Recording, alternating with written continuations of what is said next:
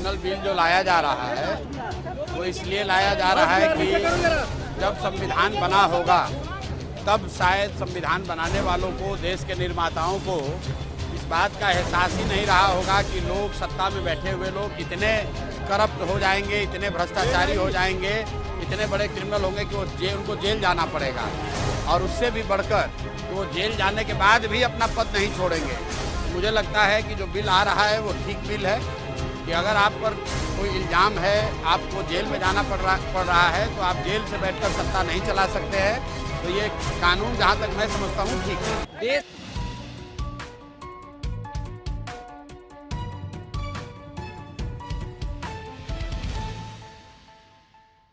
आज की बड़ी राजनीतिक खबर पर करेंगे खास चर्चा। प्रशांत किशोर का बयान जिसने भारतीय राजनीति के गलियारों में हलचल मचा दी है। प्रशांत किशोर यानी कि चुनावी रणनीति की दुनिया का बड़ा नाम और अब बिहार की जमीन पर राजनीति में सक्रिय जन सुराज अभियान के संस्थापक। उन्होंने एक ऐसा बयान दिया है जो आने वाले वक्त में भारतीय राजनीति और खासकर भाजपा की वैचारिक दिशा पर गहरी बहस छेड़ सकता है। उन्होंने कहा कि भविष्य में बीजेपी का नेतृत्व और भी अधिक हार्ड लाइनर होगा और यही वजह है कि आज नरेंद्र मोदी जिस हिंदुत्व की राजनीति कर रहे हैं वह आने वाले कल में नरम लगने लगेगी। प्रशांत किशोर का कहना है कि भारतीय जनता पार्टी ने पिछले 3 दशकों से हिंदुत्व की राजनीति को अलग अलग स्तर पर देखा है। अटल बिहारी वाजपेयी को उन्होंने सॉफ्ट हिंदुत्व का चेहरा बताया, जहां राष्ट्रवाद था पर एक उदार चेहरा भी था।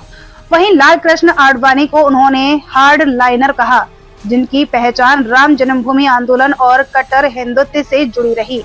लेकिन प्रशांत किशोर का तर्क है कि समय के साथ जब राजनीति की धारा और कठोर होगी तब आडवाणी भी तुलना में नरम दिख सकते हैं और इसी क्रम में नरेंद्र मोदी का मौजूदा हिंदुत्व भी भविष्य में सौम्य प्रतीत होगा। दोस्तों, इस बयान का महत्व इसलिए भी है क्योंकि प्रशांत किशोर सिर्फ राजनीतिक विश्लेषक नहीं बल्कि राजनीतिकार भी हैं। उन्होंने कांग्रेस से लेकर बीजेपी और क्षेत्रीय दलों तक लगभग हर बड़े दल के साथ चुनावी काम किया है और अब वह बिहार में अपनी जमीनी राजनीति को आकार दे रहे हैं। ऐसे में उनके बयान को महज टिप्पणी कहकर टालना आसान नहीं। अब सवाल ये उठता है कि आखिर प्रशांत किशोर किस ओर इशारा कर रहे हैं। उनका संकेत साफ है, भारत की राजनीति आने वाले वर्षों में और अधिक ध्रुवीकृत हो सकती है। मतलब यह है कि समाज में वैचारिक विभाजन और गहरा होगा और सत्ता की राजनीति करने वाले दल अपने अपने आधार वोट को साधने के लिए और ज्यादा कट्टर रुख अपनाएंगे। अगर ऐसा हुआ तो नरेंद्र मोदी का मौजूदा चेहरा, जिसमें हिंदुत्व के साथ साथ विकास, वैश्विक छवि और कल्याणकारी योजनाओं का मिश्रण है, वह आगे चलकर संतुलित और मध्य मार्गी दिखाई दे सकता है। इस बयान की टाइमिंग भी अहम है। देश में अगला लोकसभा चुनाव नजदीक है। बिहार की राजनीति भी करवट बदल रही है। प्रशांत किशोर लगातार जनता के बीच जन सुराज यात्रा चला रहे हैं और युवाओं व किसानों को जोड़ने की कोशिश कर रहे हैं।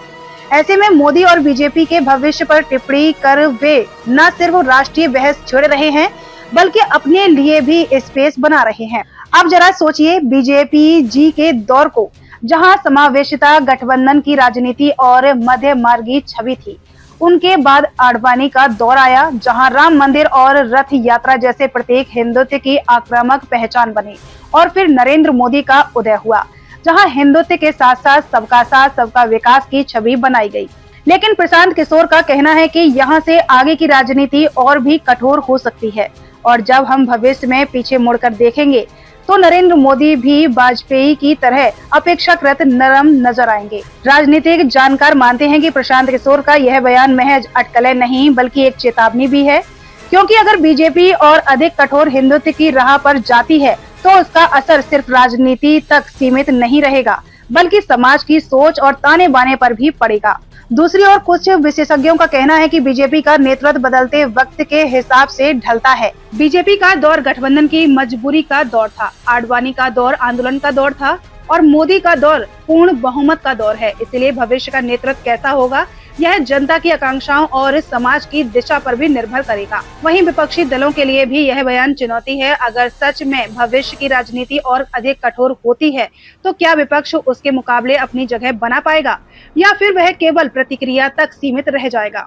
यह बड़ा सवाल है जिसका जवाब आने वाले वर्षों में मिलेगा। तो कुल मिलाकर प्रशांत किशोर ने एक ऐसी बहस छेड़ दी है जो न सिर्फ आज बल्कि आने वाले 10-15 साल की राजनीति को समझने की कुंजी हो सकती है। उन्होंने इशारा किया है कि भारत की राजनीति और अधिक हार्ड लाइनर होगी और इस तुलना में नरेंद्र मोदी का मौजूदा हिंदुत्व भी कल को नरम कहा जाएगा। अंत में यही कहना होगा कि राजनीति की दिशा और दशा बदलती रहती है। कभी जो कठोर लगता है वही आने वाले समय में मध्य मार्गी प्रतीत होता है।